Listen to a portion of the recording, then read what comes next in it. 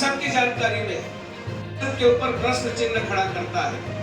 आखिर ये किसके दबाव पर काम कर रहे हैं?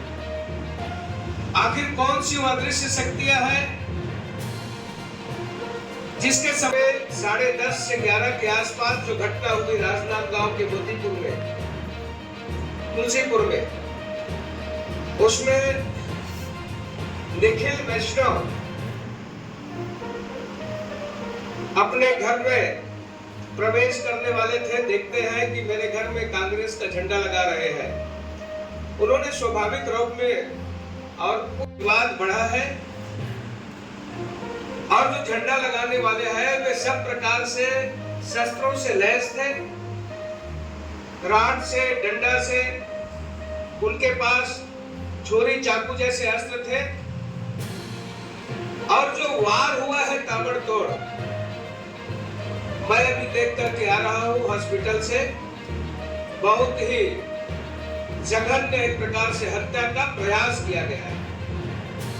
भारतीय जनता पार्टी मांग करती है भूपेश बघेल के राज में 23 अक्टूबर को शाम को 10:30 बजे और निखिल वैष्णव के ऊपर प्राणघातक हमला किया गया। बात केवल इतनी थी कि उन्होंने कांग्रेस के पंजा छाप झंडा लगाने वाले कार्यकर्ताओं से केवल इतना ही कहा कि भाई मेरे घर में लगाने से पहले पूछ तो लो किससे अनुमति लिया। इसी में बात बढ़ी और वे अस्त्र शस्त्र से लैस थे, उनके पास राड, डंडे, छुरी, चाकू सब रखे थे।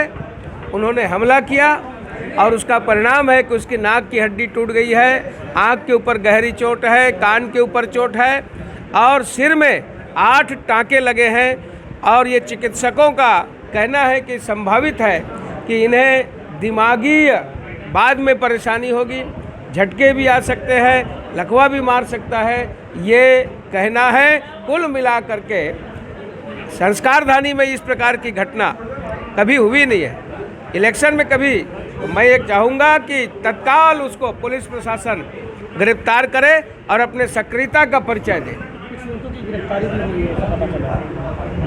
हाँ, इसमें जो भी दोषी हैं कोई बचना नहीं चाहिए।